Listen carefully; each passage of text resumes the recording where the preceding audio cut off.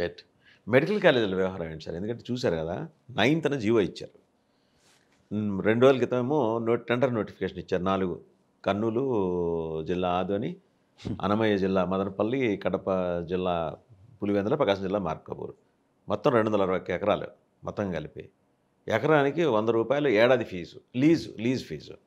అంటే రేపు successful bidder ₹26,100 కట్టేస్తే సరిపోతుంది. బిడ్డర్లు ఒకడే వస్తారో ఇద్దరు వస్తారో మనకి తెలియదు కాబట్టి బిడ్డర్లు. నాకు తెలిసి నారాయణ వస్తారు, ఇంకెవరు రాడు. ఏం జరుగుతుందంటారు ఇది?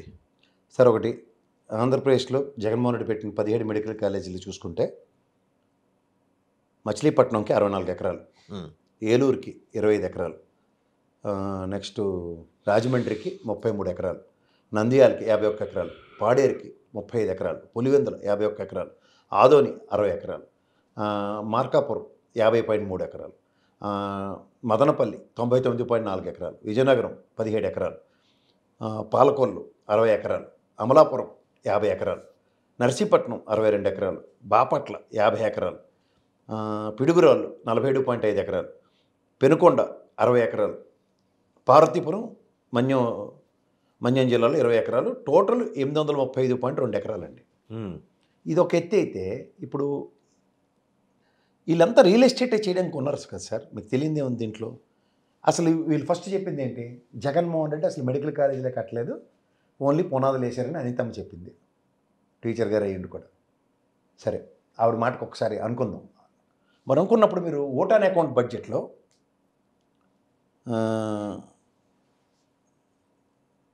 241.81 లక్షలు 2024-25 గాను దేనికి ఏలూరు, రాజమండ్రి, నంద్యాల కాలేజీలో అవసరమైన పరికరాలు కొనడానికి ఏ బేసిస్లో ఇచ్చారండి? పోనీ అది అక్కడ ఇచ్చి కూరుకున్నారా?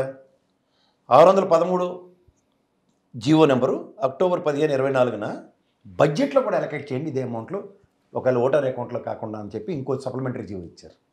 ఇదొక ఎత్తి అయితే,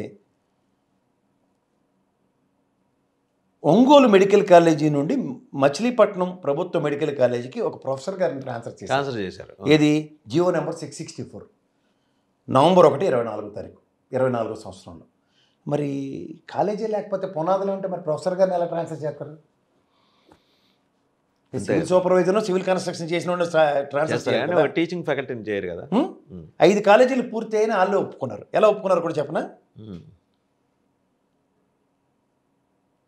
ఇప్పుడు మెడికల్ కాలేజీకి అసిస్టెంట్ ప్రొఫెసర్ విజయనగరం కావాలని చెప్పి జీవో నెంబర్ 606 అక్టోబర్ 8, 2024న విజయనగరం కాలేజీకి వాళ్ళని అలొకేట్ చేశారు. ఇది కాక ఏలూరు ప్రభుత్వ మెడికల్ కాలేజీకి ఎల్లాప్రగడ సుబ్బారావు గారి పేరు పెట్టమన్నారు. అంటే ఆల్లే సూళ్ళే కొడుకు పేరు సోమలింగం అని మచిలీపట్నం పింగళ వెంకయ్య గారి పేరు పెట్టండి. అవునండి, మచిలీపట్నంకేమో పింగళ వెంకయ్య గారి పేరు పెట్టమన్నారు. GO number 132 October 21, 2024. ఇది ఫేజ్ 1 కింద విజయనగరం, మచిలీపట్నం, ఏలూరు, రాజమండ్రి, నంద్యాల అంటే 5 కాలేజీలు ఒప్పేసుకున్నారు, ఇష్టమే. ఇది ఫేజ్ 1 అట. ఫేజ్ 2 కింద మదనపల్లి, పులివెందుల, మార్కాపురం, పాడేరు ప్రభుత్వ మెడికల్ కాలేజీలకి పేర్లు పెడదామని సిద్ధమయ్యారు. మీరు అన్నట్టు దగ్గర 10 కాలేజీలు వాళ్ళే ఎస్టాబ్లిష్ చేసి పేర్లు పెట్టే అంత స్థాయిలో వచ్చాయంటే దాని అర్థం ఏంటండి? ఇది కాక YSR cancer centre Kadapa, YSR kidney research and hospital Palasa పేర్లు మారుస్తూ జీవో నెంబర్ 103 తేదీ అక్టోబర్ 29, 2024. అంటే ఏంటి? కాలేజీ పేర్లు కూడా మార్చడానికి జీవో ఇస్తారు. అంటే కాలేజీ లేవని మాత్రం, ఉన్నాయని మాత్రం ఒప్పుకోరు, మనుగడలో లేవని. మీరు అన్నట్టు ఫేజ్లు చెప్తున్నారు కదా. ఫేజ్ 1 ఏంటి? ఫేజ్ 2 ఫేజ్ 2 కింద ఎలా పరిగణించారంటే, లేని కాలేజీలకు ప్రొఫెషనల్ ట్రాన్స్ఫర్ ఎందుకు చేశారు, ఉన్న వాటికి ఎందుకు చేశారని చెప్పరు. ఫేజ్ 1 కింద వీళ్ళు చెప్పినట్టే అదోని మదనపల్లి, పులివెందులో, మార్కాపురంకి ఫేజ్ 2లోను అయిపోయిన వాటికి పేర్లు పెట్టుకోవడానికి ఫేజ్ 1. ఇంకా మరి ఫేజ్ 3 కదా మిగిలిన కట్టమని. దానికి కదా మాకు సవితమ్మ వెళ్ళి ఓసలోపి నానా ఇబ్బందులు పట్టి. ఇప్పుడు మీరు మీ కెమెరాని పట్టుకెళ్ళండి, ఇందాక చదివిన 50-60 ఎకరాల ల్యాండ్లో ఉదాహరణకు ఒక 50 ఎకరాల్లో, ఒక 5-6 ఎకరాల్లో, 10 ఎకరాల్లో కడతారు, కానీ మిగిలిన 40 ఎకరాలు ఖాళీగానే ఉంటాయి కదా. అంతే. అటుపక్క కెమెరా పెట్టాడు అనుకోండి, ఏడు కనబడితే ఖాళీ కనిపిస్తుంది. అటు తర్వాత 4 బ్లాక్లు ఉన్నాయి. ఇప్పుడు చూడండి, ఆయన పులివెందులు వెళ్ళాడు, ఎవరు మన ఎమ్మెల్సీ గారు వెళ్ళి ఏడు చెప్పాడు, అసలు కాలేజీ ఎదురా అంటండి. మరి మీరు వెళ్ళింది ఏంటి? నర్సింగ్ కాలేజీలు, ఒక ఫ్లోర్ 2 ఫ్లోర్లు కట్టి నర్సింగ్ కాలేజీకి వెళ్ళి పులివెందులు అయిపోయిందంటే నర్సింగ్ కాలేజ్ కాదు బాబు నీకు చెప్పింది అవతల పక్క. మనలో మన మాట ఇదే, మన మాట. మన 2014లో విభజన జరిగింది మనకి. మనకు ఐఎం ఇచ్చారు, ఐఐటీలు ఇచ్చారు, గిరిజన యూనివర్సిటీ ఇచ్చారు, చాలా ఇచ్చారు కదా విద్యా సంస్థలు. ఏం సార్ ఇప్పటికి కూడా అద్దె భవనాలు ఉన్నాయి, శాశ్వత భవనాలు ఉన్నాయా? వాటికి లేని అప్రహెన్షన్స్, వాటికి లేని హాస్టల్ ఫెసిలిటీస్ ఈ పులివెందుల కాలేజీలకి ఎందుకు వచ్చింది? ఇదే సత్య గారు ఏమన్నా రాశారు? మెడికల్ సీట్లు వద్దని మెడికల్ కౌన్సిల్ ఆఫ్ ఇండియాకి రాయలేదు రాశారు. ఇప్పుడు నేషనల్ మెడికల్ కమిషన్ అయింది అది. ఇప్పుడు మీకు ఇందులో ఒకటి గమనించారా? ఇప్పుడు ఉదాహరణకి మీరు గమనించట్లేదు, వీళ్ళు మెడికల్ కాలేజీలు ప్రైవేటీకరించేస్తాం, పీపీఏ చేసేస్తాం అన్నప్పుడు బీజేపీ వాడు పల్లెత్తి మాట మాడుతున్నాడే, ఏం మాట్లాడలేదు. గమనించారా? కానీ అనుమానం రాకుండా ఈ 6,000 లెటర్ 6,000 లెటర్ ఏబీవీపీని తీసుకొచ్చి నేను రోడ్ల మీద ధర్నా చేస్తాను. గమనించండి. ఇక్కడ ఇడియన్ ఎజెండా ఏంటి తెలుసా? అంటే the decision is in contrast to the government of India decision. ఇందులో అంత కాంట్రాస్ట్లో వాళ్ళ కాడే ఉండదు, అంత తెలివితేటల బీజేపీ వాడికే ఉండవు. ఆడు వైజాగ్ స్టీల్ ప్లాంట్ అమ్మేస్తాం అన్నప్పుడు వీళ్ళు ముందు బీగలపోయింది ఏంటి? పవన్ కళ్యాణ్ ఉద్యమం ఇలా చేసి చచ్చిపోతానని చెప్పాడు. చంద్రబాబు నాయుడు అయితే ఇంక స్టీల్ ప్లాంట్కి నేనే ఇలాగా ఇన్ని చెప్పిన వీళ్ళిద్దరూ కూటమి కట్టి బీజేపీ వాడు ఆర్థిక పనుల్లో పెట్టి మొత్తం అంతా ప్రైవేటీకరించేస్తుంటే పల్లెత్తు మాట మాట్లాడట్లే. ఈ పీపీఎల్కి కూడా అదే ధోరణి నడుస్తుంది. వీళ్ళు ఎంత తెలివైన వాళ్ళు అంటే సార్, గూగుల్ ఓపెన్ చేసి చూసుకోమనండి. తెలంగాణకి మనకి మెడికల్ కాలేజీలు శాంక్షన్ చేసే ప్రాసెస్లో 139.50 లక్షలు మాత్రమే ఓన్లీ ఆంధ్రప్రదేశ్కి మెడికల్ కాలేజీకి ఇచ్చారు డబ్బులు.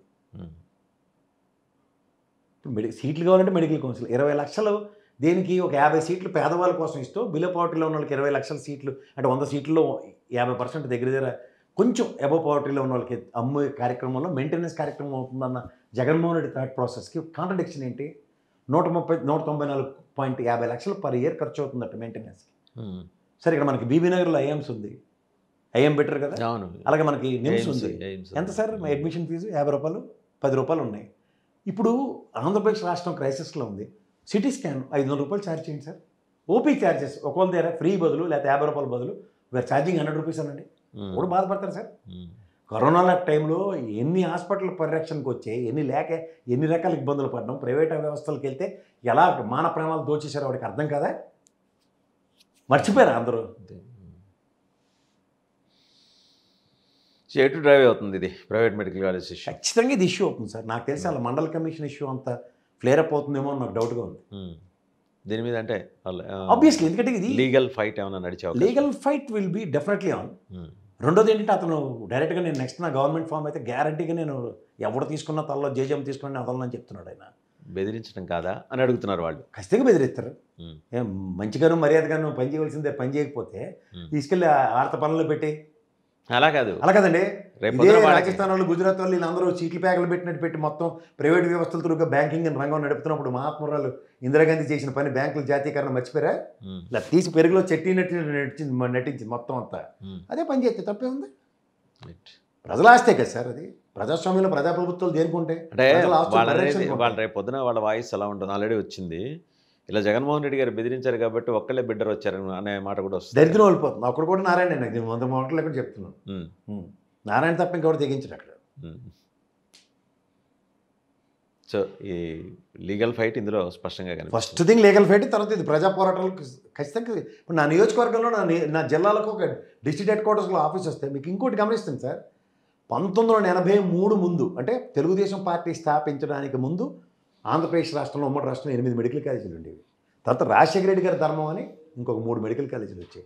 ఆఖరికి Padmavati medical college for womens కూడా ఆయనలో ప్రారంభమై 2014లో చంద్రబాబు గారి చేతుల మీద ఓపెన్ అవడానికి మాత్రం ఉపకరించబడింది. అంటే వీళ్ళ ప్రస్థానమే లేని దగ్గర ప్రజల కోసం ఏ ప్రభుత్వ అధినేత వచ్చి పనిచేస్తున్నాడో క్రిస్టల్ క్లియర్గా ఉన్నప్పుడు వీళ్ళ 15 సంవత్సరాలు రోగతనం బయటపడుతుంటే ఉడుకు మొత్తం కాక ఇంకేమవుతుంది? ద మార్క్ ఆఫ్ జగన్మోహన్ రెడ్డిని డిస్ట్రాయ్ చేయడానికి చేస్తున్న పనులు ఇవి. రైట్. థ్యాంక్ యూ ప్రసాద్ గారు. Thank you very much. So చూసాం కదా, ది మార్క్ ఆఫ్ జగన్మోహన్ రెడ్డిని డిస్ట్రాయ్ చేసే కార్యక్రమమే నడుస్తుంది. సో బట్ ప్రతి దానికి ప్రతి ఛాలెంజ్కి ఈయన దగ్గర ఎత్తుగడ ఉంది. ఆ ఎత్తుగడతోనే ఈయన కూడా పోరాటానికి సిద్ధమవుతున్నారు. And at the same time liquor scam గురించి కూడా చాలా డీటెయిల్డ్ విశ్లేషణ ఇచ్చారు. బీయింగ్ ఏ చార్టెడ్ అకౌంటెంట్ దాంట్లో ఉండే మొడాలిటీసు టెక్నికాలిటీసు మొత్తం ఎక్స్ప్లెయిన్ చేశారు.